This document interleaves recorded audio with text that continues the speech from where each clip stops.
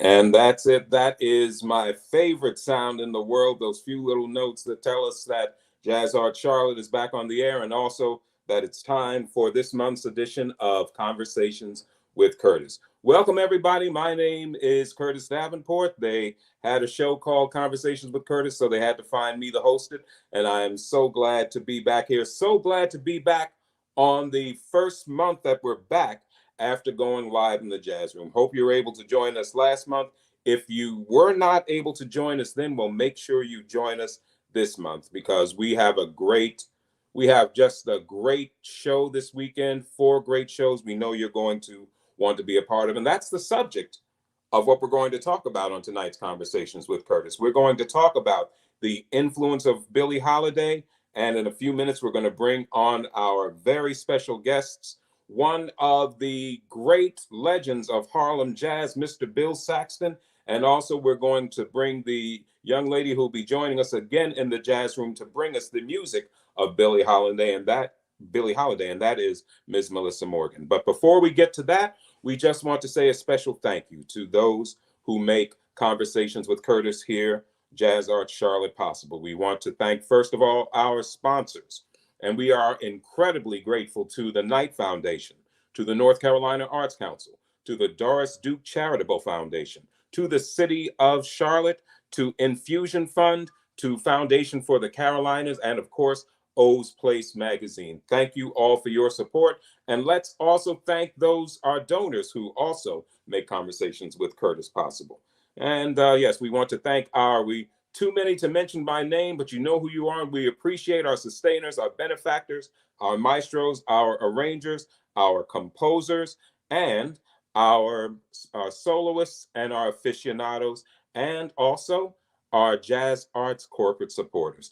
Thank you to all of you for making JazzArts Charlotte and making Conversations with Curtis possible. So let's not delay anymore. We have so much to cover, and our guests are so terrific that we're going to be bringing on to join us for this next hour. Let's bring them on. First, we're going to bring on one of our favorites here in the Jazz Room. When she was first with us, I believe it was about 3 years ago, she just set this place on fire. No other way to present it. She is one of the finest vocalists on the jazz scene today, and she's now based out on the West Coast in LA, but we may just have to kidnap her and bring her back to Charlotte with us permanently. So please welcome our dear friend, Ms. Melissa Morgan, to the show. Hi, Melissa, so good to see you. And let's also bring on now the man who makes Bill's Place, one of the true remaining, maybe the last remaining jazz speakeasy in the world, definitely bringing back a great Harlem tradition. And we want to talk to him about that tradition tonight. We want to bring back not only the historian, the legend, and fine saxophonist. Welcome for the first time to Conversations with Curtis. Welcome, please, Mr. Bill Saxton. Hi, guys. And there he is. So, Melissa, Bill, good to see you both. Welcome to Conversations with Curtis. And as I've told you, this is a conversation, a chance for all of us to talk about why we're all here. And of course, that is the one they call Lady Day, Miss Billie Holiday. Truly one of the legends of jazz vocalists, of musical vocalists, period. And we want to, tonight, I think, spend a little bit of time as we go into talking about Billie. We want to try to let our audience get to know the real Billie Holiday, her real music, and what she was about. I mean, of course, because she had a short but interesting life, there have been a number of movies made about her. She's been represented in a number of others, some even very popular recently with very fine performances. But I think as a lover of the music, I think they went for the sensational and not for the musical artist. And so I'd like for our audience, if with the help of the two of you, let's get beyond that sensationalism and the aspects that they like to cover, the more sordid aspects of Billie Holiday's life, and let's talk about her as a musician. First, Mr. Saxton. Now, Of course, as we say about you, you are born in Harlem. You attended public schools in New York City. As a musician, you've played with some of the giants of jazz, the great Roy Haynes, with Clark Terry, with Jackie McLean, the Ellington and Basie orchestras, Carmen McRae. My goodness, your list of credits could go on forever. But what you are truly loved for these days is the fact that you've reopened Bill's Place in 2006, the famous Swing Street club down there in the area that they call Swing Street. Yes, there is Bill's Place, and it was home to Willie the Lion Smith, and of course, it was home to a young vocalist around that same time in the 30s named Billie Holiday. And so we want to first talk, if we could, with you, sir, about the influence of Billie Holiday, the vocalist, and let's even start with who influenced her. Who were some of the things, or what were some of the things that brought, from your perspective, Billie Holiday down to Swing Street? Well, everybody came to Swing Street. It was the street where it was in that whole era, in the 1929, Swing Street was the place where musicians historically has always had to have a place to go. 133rd Street, which was known back then as Swing Street, was where to go because they were known to have more speakeasies than any single street in the whole state of New York. Huh. And then segregation, musicians could only go to the Cotton Club as performers, and this other place called Conley's as performers, but never as customers to go and hang out. So to have a place to go, Swing Street became that place, and it had so many speakeasies. Like there was a club called the Nest, there was a club called Pod and Jerry's, there was one called the Palace, there was one called the Club Mexico. It was all in this one block, all these different places. I mean, and people had their favorite places to go. Like Duke Ellington used to like to go to Club Mexico. That's where he hung out. But then we had what became known as Tilly's Rib Shack. As a matter of fact, I have a map here. I don't know if you can see it. Wait a minute. Can you see that? Yeah. See. And see. Okay. Wait a minute. Okay. See where the X's are? Yes. See where it says the log cabin? See right there? And see next to that, you see Tilly's, and you see where it says 133rd Street? Yes, sir. Right? Yeah. Well, that was done in 1932. And also it had Small's Paradise on, it had 7th Avenue. There was a whole lot going on at that particular time. Okay, I'm gonna take the map down, all right? Okay. And the log cabin and Tilly's Rib Shack, my place became Tilly's Rib Shack, which is now Bill's Place. But the log cabin still exists today, as well as Tilly's Rib Shack, which is Bill's Place. But now the log cabin is a church. So what was once a speakeasy back during Prohibition is now a church where they praise the Lord. And then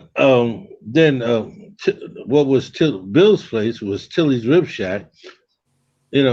Was Tilly's Chicken Shack, and she came from Philadelphia back in 1929 with $3. And 29, if you had $3, you weren't doing bad. You see, the Subway was just a nickel, and you could buy a pound of potatoes for like 2 cents, and a whole chicken for like 50 cents. So Tilly is credited with creating that recipe of chicken and waffles. That was Tilly Phipps. She was from, and she made enough money to buy the building and then move on. Then the next owner of the building of the club was a lady named Monette Moore. Monette Moore was a famous singer who sang at the Harlem Opera House, and she was just fabulous. She called it Monette's Supper Club. And she was busy with her guests. And Billie Holiday was a young girl of 16 at that time. Hmm. And her name was Eleanor Fagan at that time. She Yes. wasn't even Billie Holiday. And she would go to the different speakeasies and sit in and sing. Now, you mentioned something else earlier on about her style, but her favorite was Louis Armstrong, big time. She learned Yes. her phrasing, how, musicians, we call that laying back when you sing the melody and you're just a little bit behind the beat, but not slowing it down, just singing behind the beat. Some people play on top of the beat. But anyway, uh, she, that was her that was her thing. And she would go to the different speakeasies, the Club Mexico, the Palace, the Nest, these different ones, and they couldn't and sit in and sing. And she would get and that was a way of making money for her too, Hmm. because she's a young girl, young, pretty, tall, and she'd get up there and sing and people would throw her tips. So it was a hustle. She one night came by uh Monet's Supper Club. And Monette said to her, "Go and sing." She was busy with her guests. She told her to go up and sing. She got up and sang, and lo and behold, John Hammond was there, you know. Mm. And he heard her sing and was totally captivated by her voice.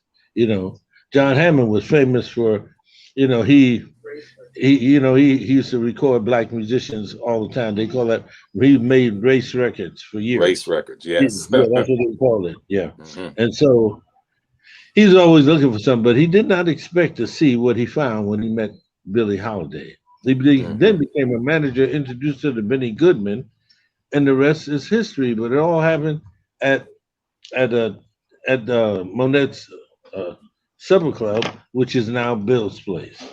And when we got the place, I had not even known it.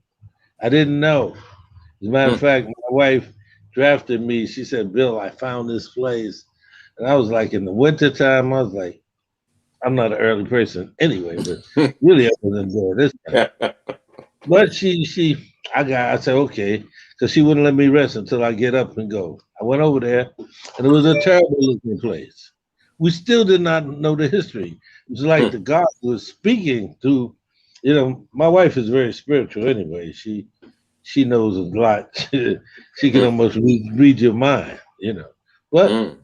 we ended up getting the place, and then the spirits was talking to us because I wasn't sure what I want to do. We did not go looking for a club per se.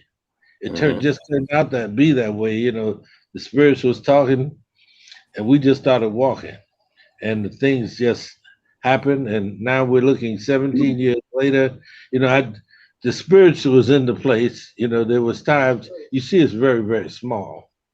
You Hmm. know, and the spirits was in the place, and we just took off, and it's been that way ever since, and we're still going strong. Yeah, And the and now rest being is history. having not just from Harlem. I was born in Harlem Hospital.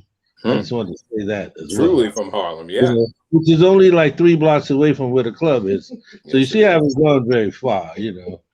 I did Mhm. study music at the New England Conservatory in Boston, but I came right back to New York, and after playing with as many people as you said, I've been fortunate. I played with lots and lots of people: Freddie Hubbard, Mongo Santeria, Tito Puente, Randy Weston. These are names that you did not mention, but Oh, I'm sorry. no, Missed a few. no, it's cool. It's cool. It's cool.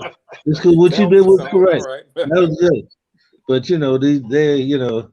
it's just gotten to be a long list, and now what's starting to happen with me is I'm starting to young musicians are playing with me, and they're moving up, and so now I'm on their list. So that's a part Mhm. of the whole legacy. But Billie Holiday's style, and if you listen to her closely, you can hear the phrasing of Louis Armstrong in her style. Yes. Even though he did not have a great voice. But it wasn't the voice; it was the style Yes. that we sang with. And that's what Billie Holiday brought to the table. I remember as a kid hearing my mother talk, sing, and my mother would sing in the same style as Billie Holiday, which told me something, that was the style Hmm. of that period of time in the history of black people. And she captured it. You know, and the trade-off Mm-hmm. between musicians and singers is that, you know, musicians, you know, we embellish. To embellish is to, you know, just flutter around the notes, you know, like if you sing Mm-hmm. Love Man, I don't know why, but I'm feeling so sad, you know, those embellishments. Mm-hmm. Because the original melody, because I'm feeling so sad. But that's the trade-off for musicians. Musicians learn that sort of thing from singing. Singers learn how to embellish from musicians, and musicians learn lyrics and lyricism from Mm-hmm. singing. That's the trade-off, you know. That And is. you know, Billie Holiday, you know, she epitomized that whole thing. But it didn't start with her because she Mm-hmm. came to Bessie Smith. You know, she came to And Bessie Smith, and then everybody else, you know, other ones, you know, Betty Carter came through her, and you know, yeah. and everybody. It's like we all trade from each other and keep the legacy going, and that's what I've been doing at Bill's Place every Friday And a and fine Saturday. job of it too, sir. You know, Mm-hmm. and pretty much. I mean, if you have any more questions, I don't want to take up all the time, but I think I covered a lot of bases. You know, Got us so off to a good start, and we will certainly continue to hear from you. And I want to continue to hear your thoughts as we're going to have a great conversation. I would like to bring in Ms. Morgan, though, obviously someone who came along a few years later than Billie Holiday. And but obviously, in what we've heard from your style, Melissa, and in what you're bringing to the jazz room in a couple of weeks. By the way, the dates on that October 15th and 16th, two shows each night, Friday and Saturday. And hopefully you will be joining us if you're in the Charlotte area or anywhere where you can get a bus, train, plane, you know, whatever will take you there in that time. Make sure you get here and join us for us because you don't want to miss that event. But Melissa, we'll talk a little bit with you. What or how were you influenced in your style by the music of Miss Billie Holiday? You know, I didn't realize I was as influenced by her as I was, but Mm-hmm. she was the first singer that I heard. John Coltrane was probably the first horn I ever heard. But what sets her apart for me is that she's a storyteller. Hmm. She's not a performer. There's really nothing performing about her. And whenever she sings a song, you hear her story, you feel her pain, you feel her journey. And that's difficult to do for any performer or any singer for that matter. You know, and then in jazz, you know, we're performing a lot of standards, we're singing other people's music, and you still hear Billie's individual story. And I think that's one of the biggest things that has me gravitate towards her. Her timing and phrasing, for sure. You know, you've got certain singers who, as Bill says, are on top of the beat, maybe a little ahead. Billie is just, you know, way back, and still she's right on time, right? And unconsciously, that's where my time sits too. And whenever I'm looking for a bass player, I want to make sure that his time, you know, is just right back there. So it wasn't until I had an older musician mention your phrasing is you know, sits back like Billie. And whenever anyone would ask me about my influences, the first few people I would say, Nancy Wilson would be number one, Etta Jones, and Dinah would probably be an equal for number two. But when I think about what brought me to this music, you know, you talk about experiences that bring you home. Billie brought me home over anyone. It was a time in my life where once I heard her, I felt I felt just like I had landed. Like, you know, I had a warm blanket. I had a friend. I had someone who understood me. I understood what it meant to see and hear someone speak their truth and not feel shamed for it, speak their truth and heal from it and heal others. You know, this is another thing that brings me to jazz and has me love and appreciate this music so much is that this is a healing music. It brings us together for a myriad of reasons, but there is a commonality in that whether you speak English or not, whether you are in, you know, the United States or in a foreign country, you hear this music and the people in the room experience it together because it's just that universal. That it is. So let's give everyone, for those of you who may not have had an opportunity to experience the artistry of Ms. Melissa Morgan, we do have a clip that I'm personally fond of that we want to play. Hopefully some of you who, once again, are in the area will join us in a couple of weeks on the 15th and 16th. But if we have that clip ready, I'd just like to play a little bit from Melissa Morgan live at the Sound Room in Oakland. Not on a Billie Holiday song, but on a song associated with the great Betty Carter, who Bill Saxton mentioned earlier. So if we can just take a listen.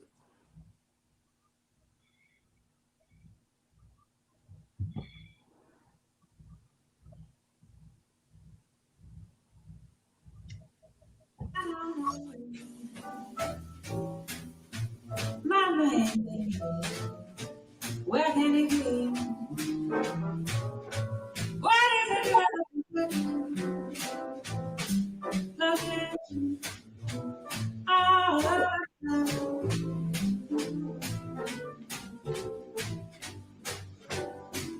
Hoping he can be found. I'm all I don't care. Take my advice. If you find a good life, don't let it, don't let it, don't let it, don't let it. Hold on to you tight.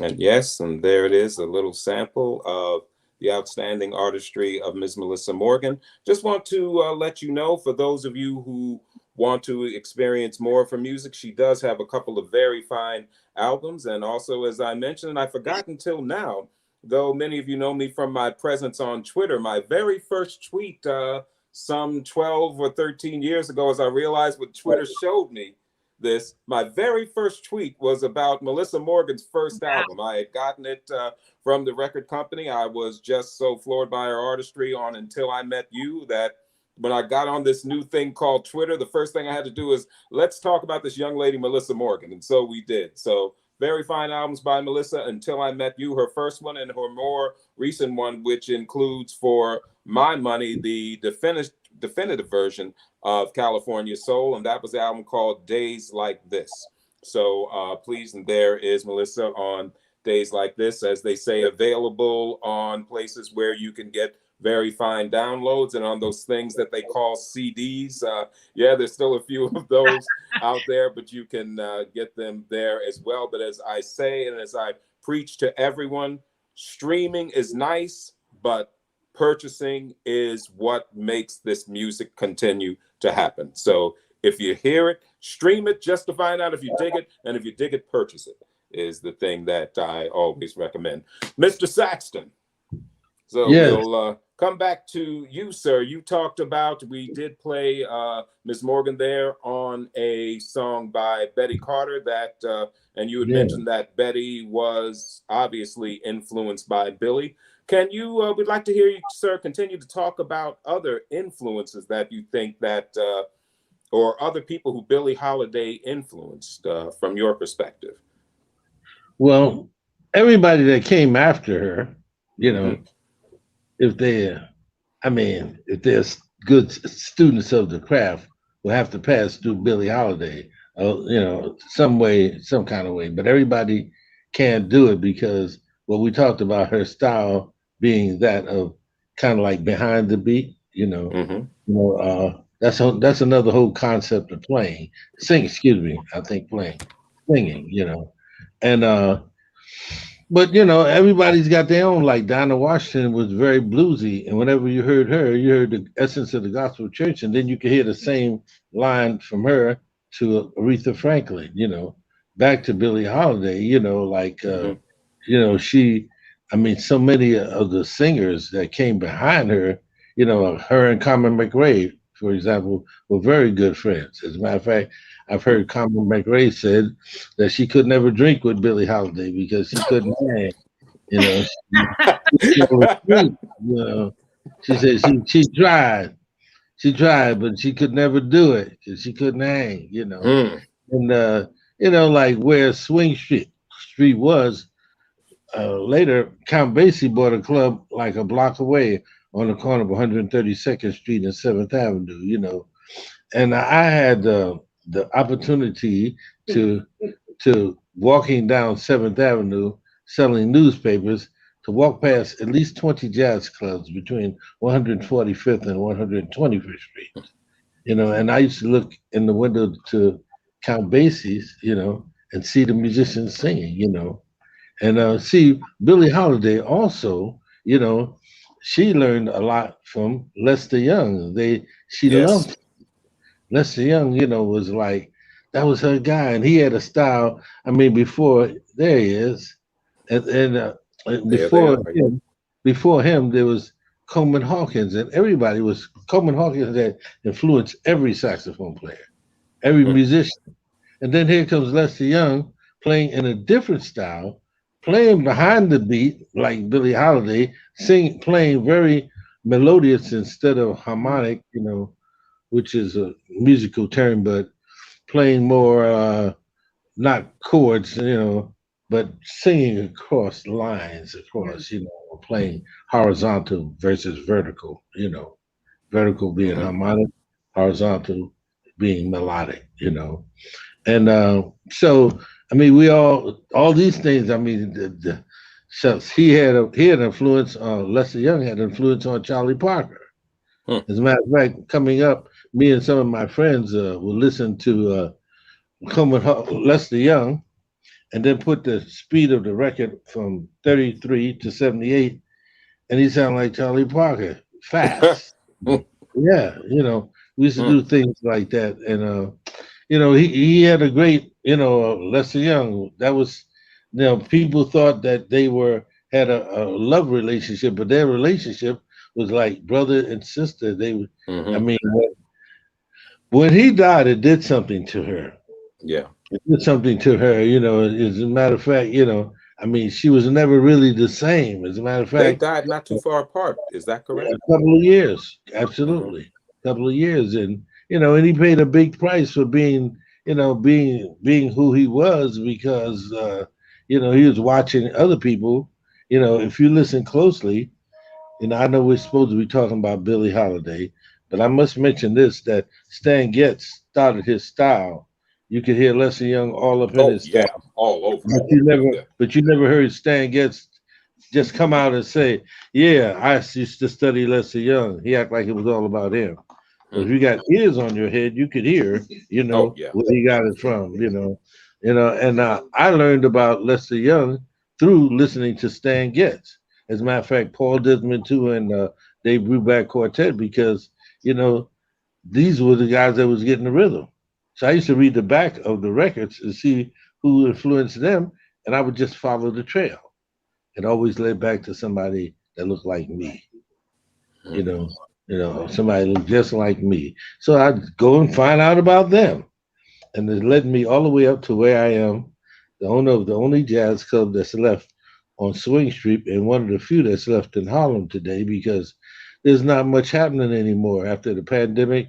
A lot of clubs closed. The few that we had closed, and we were able to once the pressure lift up, we were able to open up again, and people just flocked to us. So I feel blessed. That's good news. But the tourists, if it wasn't for the tourists, I don't think I'd have much of a club today because we wanted to, bring something back to the community, and the community wasn't coming. They'd rather go and do something else. But the tourists locked on to Bill's place, and we have not looked back since, all because of them. And they come all day long looking at the plaque that we have on the outside with Billie Holiday's picture on it, and and sometimes we let them come in. Oh, when is not a show going on? Right. Well, you especially let them come in on Friday and Saturday nights. And as a native New Yorker myself, so I can make you a promise. Next time I come home, I'm coming over you. So, I'm going to be knocking on your door. I may come when there's a show, but I may come and bother you when there's not one. Well, just call me and let me know when you're coming, because OC had a great time. He was here this weekend past, and he just had a great time, So he told me, man. He told me, and I'm gonna bring my hats too, because my hat game is almost as good as yours. You are the king, I'm just trying to get like you. I got a few. Just a few. Yeah, I just ordered another one. I'm waiting to come tomorrow. So we're gonna see. We're gonna compare hat games, brother. Well, there's a hat man up in Harlem called Bun, Bunn. Look him up online. He makes them. They make anything you want. Yeah. No. You see how you shouldn't have told me that now, because if he's got a website, I'm gonna find it as soon as we're done here. Yeah. That's why I told you. But do want to get back and also ask some more about Melissa Morgan. Maybe we don't want to give too much of a preview of what you're planning to bring to us in a couple of weeks, but can you talk about Melissa, because Billie Holiday's catalog is, needless to say, it's vast. So there are so many things so many selections that you could have chosen from. Could you tell me a little bit, Melissa, about what goes into your selection, or what you choose to bring into your set list for what's coming up? Or maybe could you even give us a preview just of maybe a couple of songs? It's going to be, you'll have a whole set going on, but could you maybe even give us a hint of a couple of songs that you may be planning to sing and why you chose those? Sure. My tune selection is usually a very visceral reaction. It's a yes or a no, and how it hits me. Lyrics are important, of course. I think definitely to highlight some of the big Billie songs, Body and Soul, Fine and Mellow, Willow Weep for Me, God Bless the Child, of course. Yes.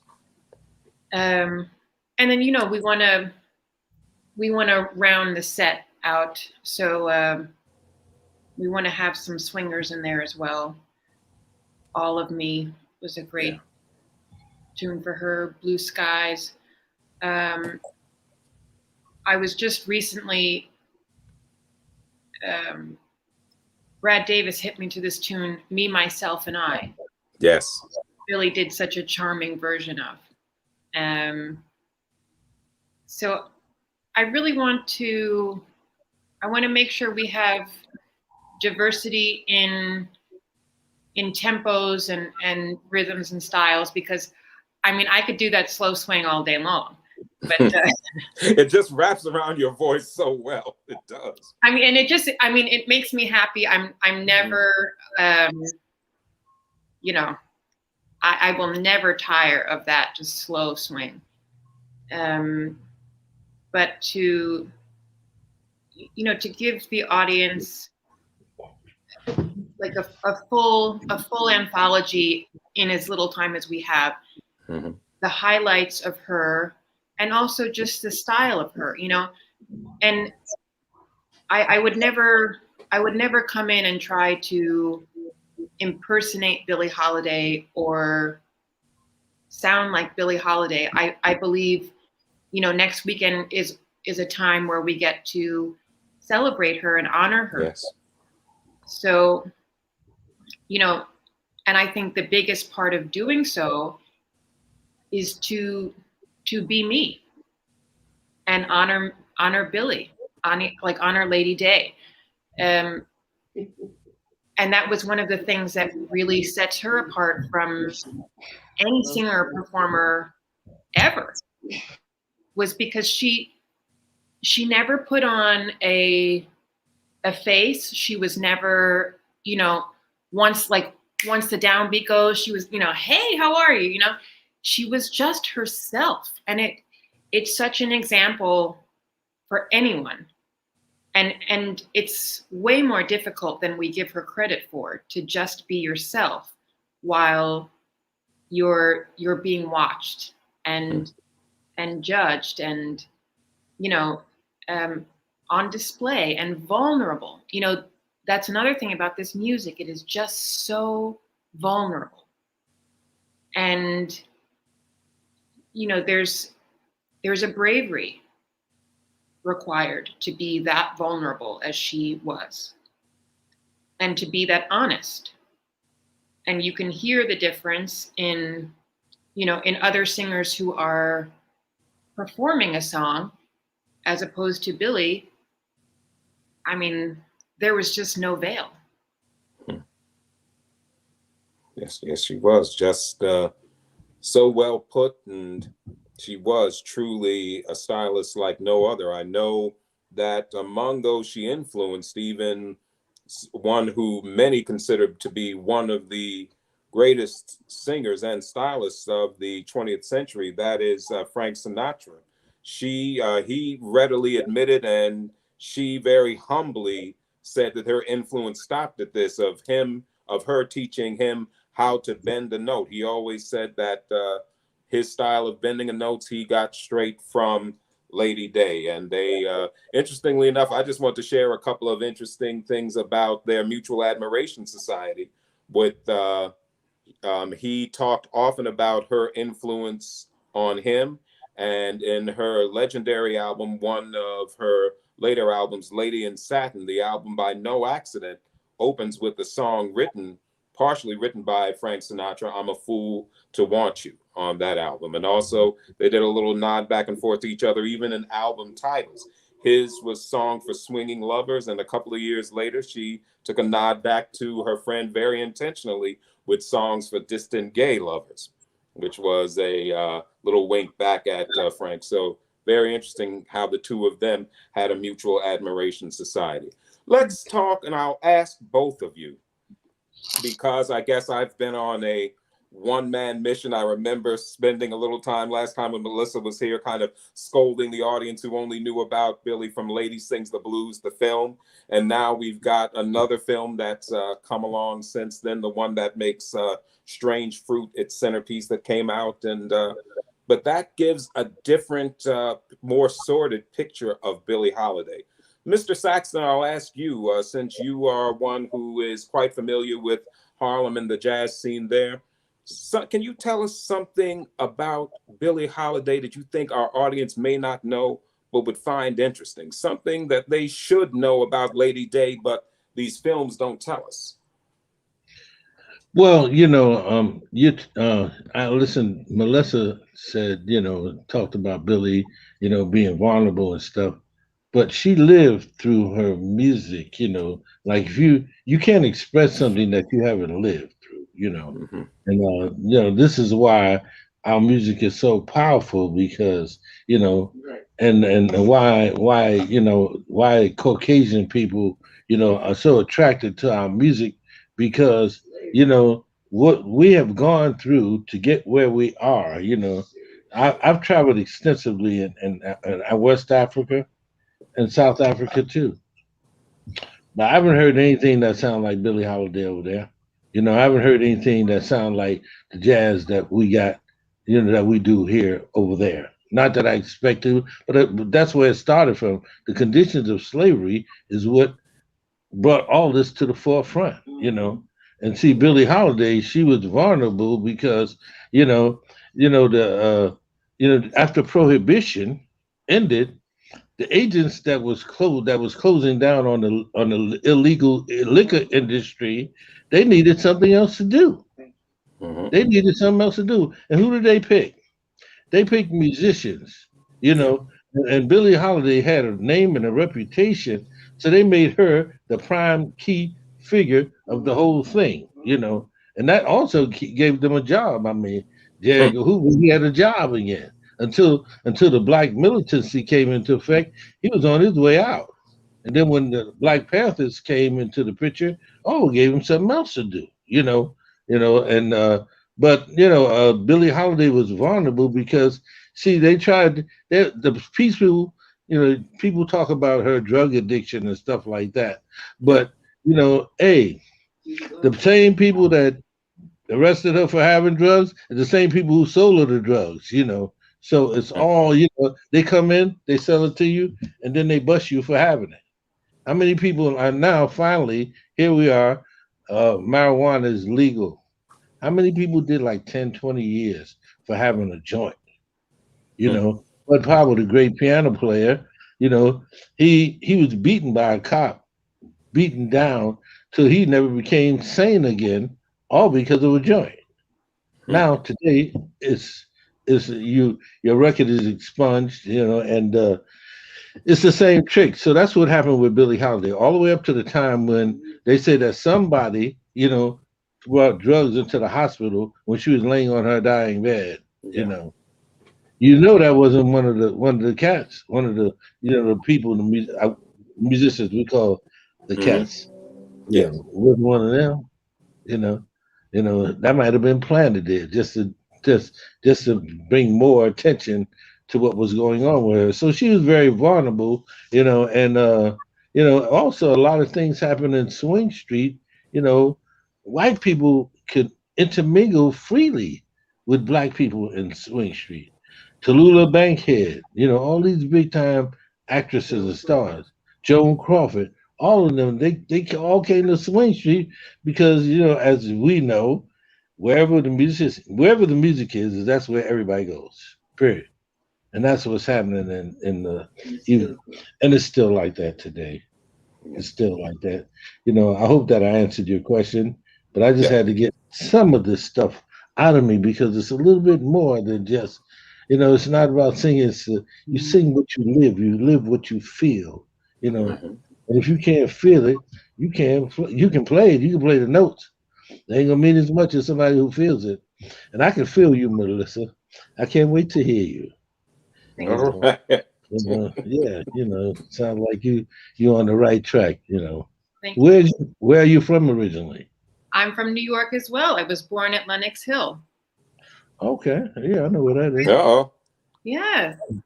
Yeah, did you grow Oh, up in so I New feel York? left out. I was born in Misericordia in the I Bronx. I did. don't know. We can't leave you out, brother. We can't leave you out of there. You know, The homecoming. yeah, That's right. and maybe we should make a thing out of that. You know, We New York should. comes with Charlotte. It's Yeah. all right with me because my There it is. people, my family is North South Carolinians anyway. My family is Okay. from Denmark, South Carolina. Well, So we may make it a thing, and you heard it here first. Go ahead, Melissa. I didn't mean to interrupt you. Gloria, Go ahead. Gloria was at the last show, right?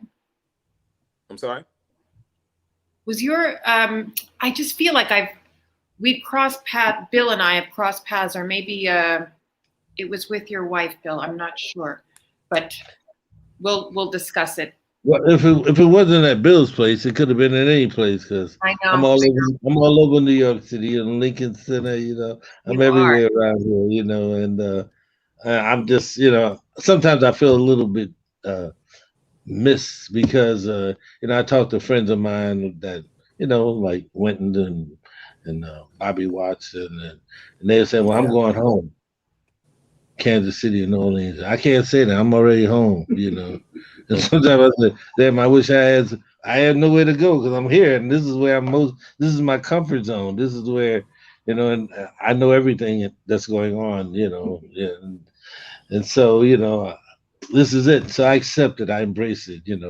And I love it because people come to me. So many young musicians that come in town, they come to me, and then when they finish with me, they go out and become big time, big time. I got a whole list, a number of them.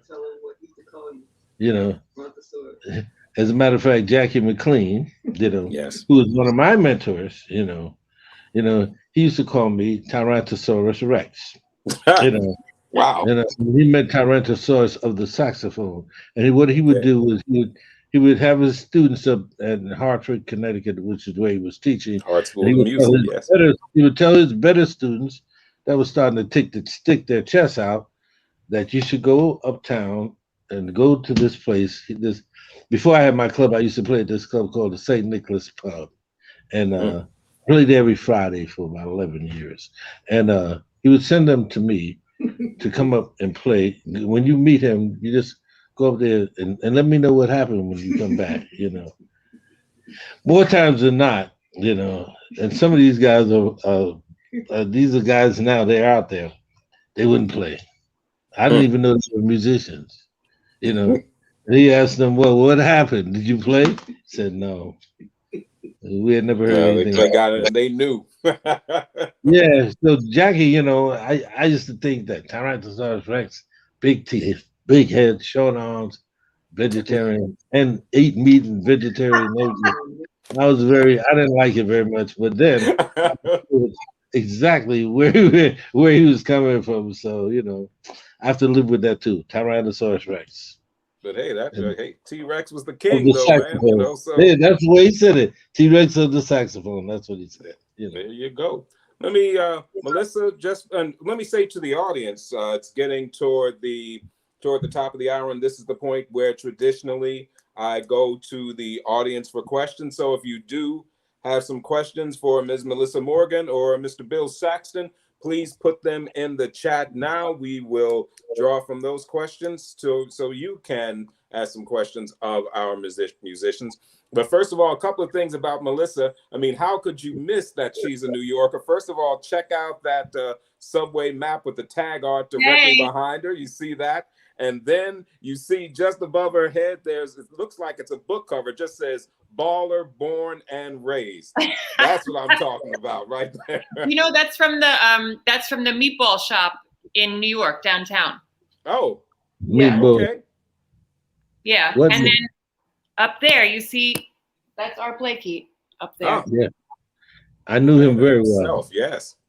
We got Bouhet, so we know this lady gets it honestly, okay? Real New Yorker. And speaking of mutual friends, our friend Brad Davis, just something he put into the chat, I just want to share with the audience before we get to questions. Brad Davis said, I had the great blessing to be in college with Melissa. Thank you for putting that up, making it easier for me to get to. I had the great blessing to be in college with Melissa at SUNY Purchase. Back then, we would all have conversations about if any of us had it. That is, what it takes to make it in this business.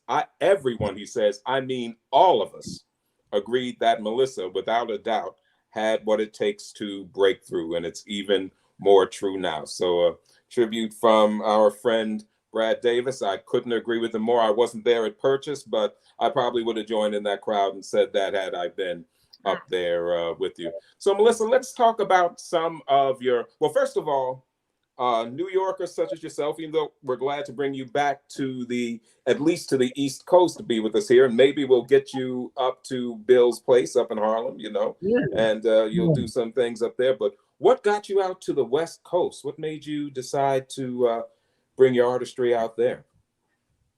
It was a record contract. I played at the Monk competition down in DC. Yes. And there was an A&R guy from Concord Records in the audience. And in conversations about a record deal, they wanted me to actually do a Brazilian record because I also love bossa nova and samba, but I didn't want to do that. It just didn't feel like, the right opening record for me. And, it probably would have sent me in the wrong direction. And, I love the music, but I'm not a Brazilian singer by any means. But but you know, that probably would have sold a lot of records. But you know, I stayed true to myself, and I ended up signing with Telarc, Yes. and I got great support from them. Although, you know, the time in 2009, it was just so devastating for so many people. And my, you know, my debut happened to coincide when Telarc was absolved. Yeah. So, you know, it's all for a reason, and you know, there's divine timing and everything. Mm-hmm. I never in a million years would have chosen to come out to Los Angeles. My mother said to me, "You're a New Yorker, they won't like you."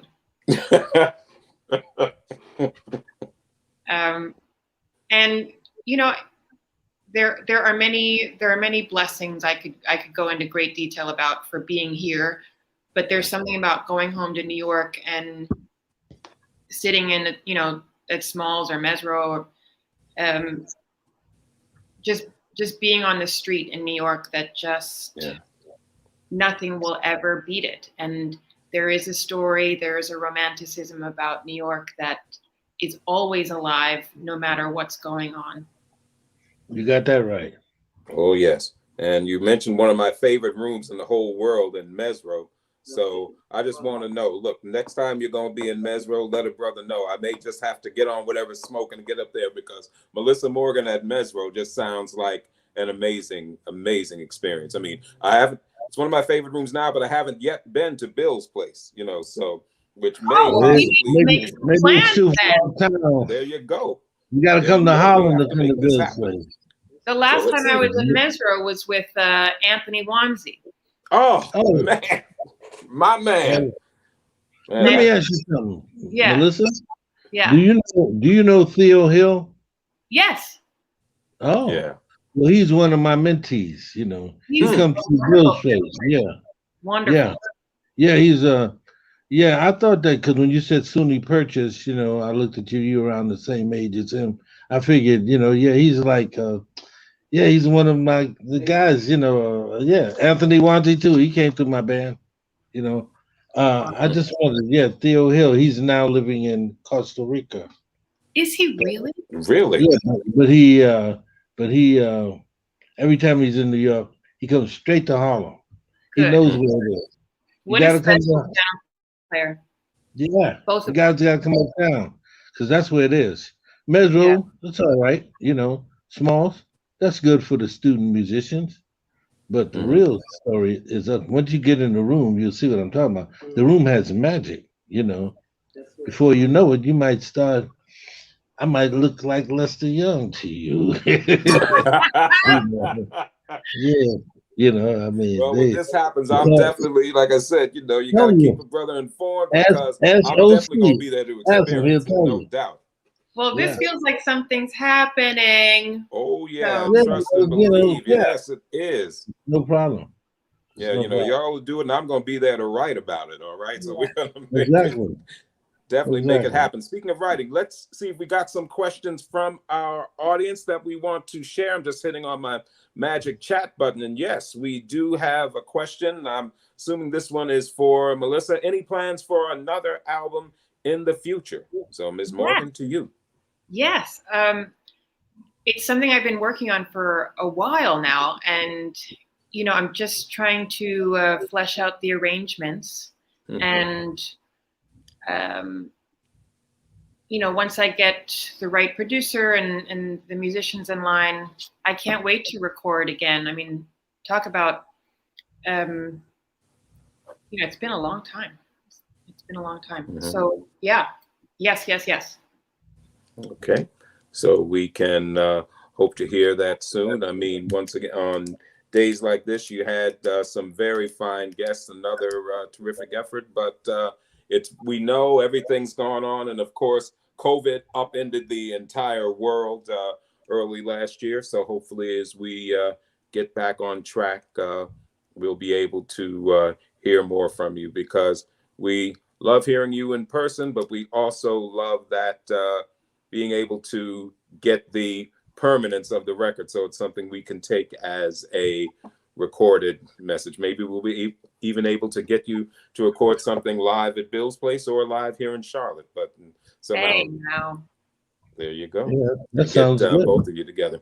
Mr. Saxton, what's going on with you, sir, these days? In addition, we know Bill's place, and could you provide us with the address? I know you probably said it in passing. I know you're open every Friday and Saturday nights, and maybe if people are nice, you'll let them in other times. But give us the exact address for those who want to put it in their map quest. Well, the address is well. First of all, yes, online you look at www.billsplace.com. That gives you everything, And the address is at 148 West 133rd Street, New York, 10030 in Harlem. You don't have to say Harlem, but that's where it is. And we're there every Friday and Saturday night. First show is at 7. The second one is at 9. Okay. And so we're there every Friday and Saturday without fail. And then in between there, because you got 5 other nights in the week. Sometimes we have rehearsals.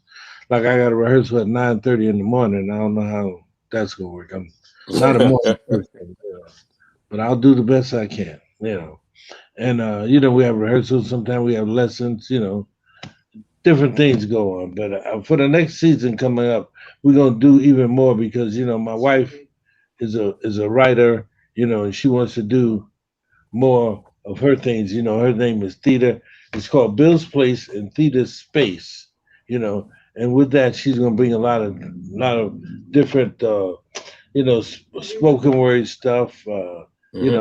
And she just wrote a new book that's called Heirs to Dirty Linen and Harlem Ghosts, Whitewashing Prohibition with Black Soap, talking about all of this, including Billie Holiday, everything. So, we got a lot going on, and this next season coming up is going to be even more. Say that title again of the book. Heirs, like HIERS, to Dirty Linen. Wait a minute, I'm gonna get the book and show it to you. Heirs to Dirty Linen. I'm writing it down too. And Harlem Ghost, Whitewashing Prohibition with Black Soap. You see, Prohibition, a whole lot of things came out of that whole era because here's the cover of the book. There it is. Wait, let me get it right. Heirs to Dirty Linen, yes. And Harlem Ghost. Why, there you go. And then down here is her name. Dr. Theta Palmer, PhD. Dr. Theta Palmer Saxton. PhD. Okay. Yeah, other than my mother, she's the only person I know smarter than me, I admit it. I admit it gladly and humbly. And I'm, we work together. We're like if you get past me, you're not going to get past her, especially unless you're correct. If you're correct, you get both of us. We embrace you. But but anyway, it's all good, and it's really, really, really a pleasure to be able to talk about Bill's Place and to talk about, more importantly, Billie Holiday, the history and what's all connected and is still continuing. And then, you got Melissa coming into the picture, hope you can come to Bill's Place, because Billie,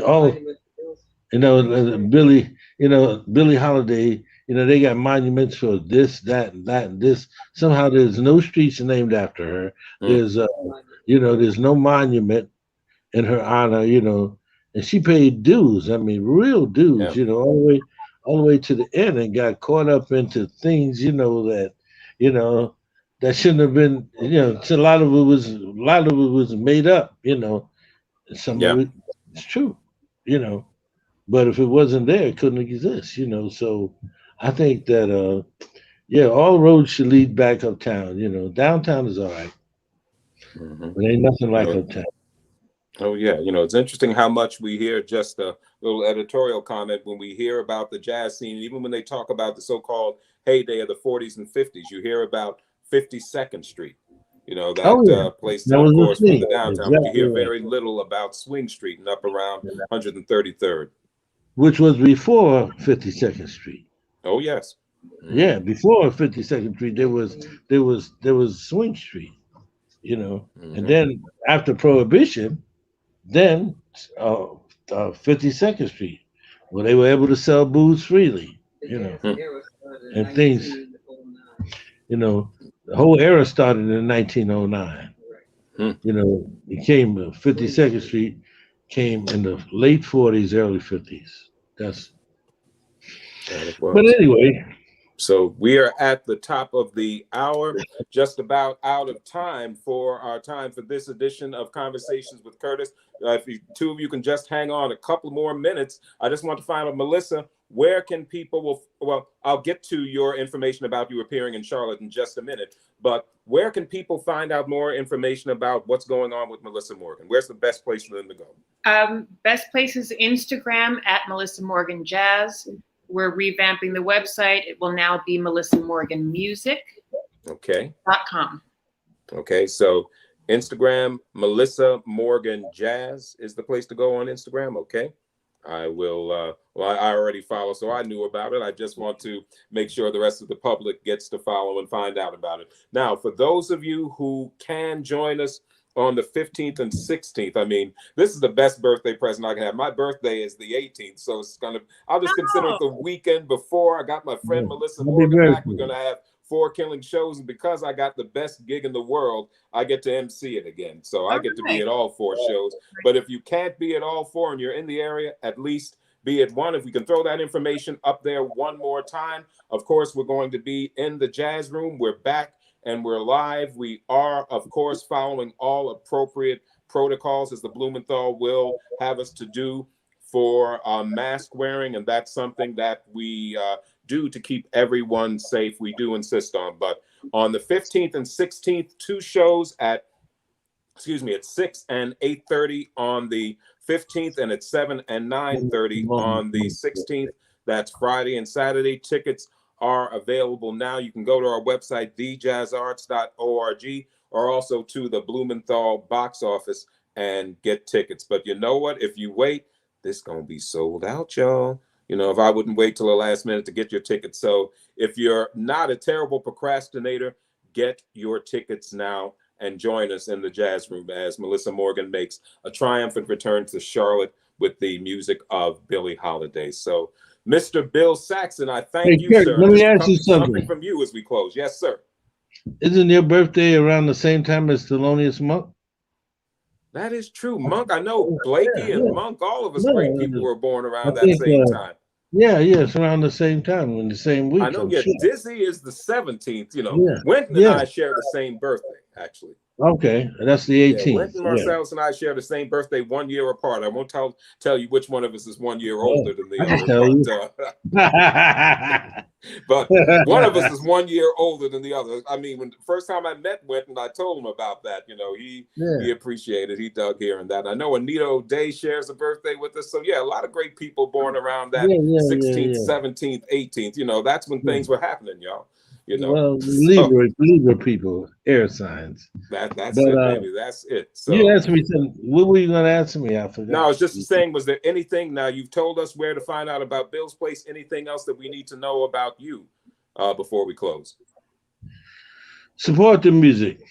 Support the music. You know, support the music. You know, and that's the only way we can exist. Without your support, you know, it can't happen. You know.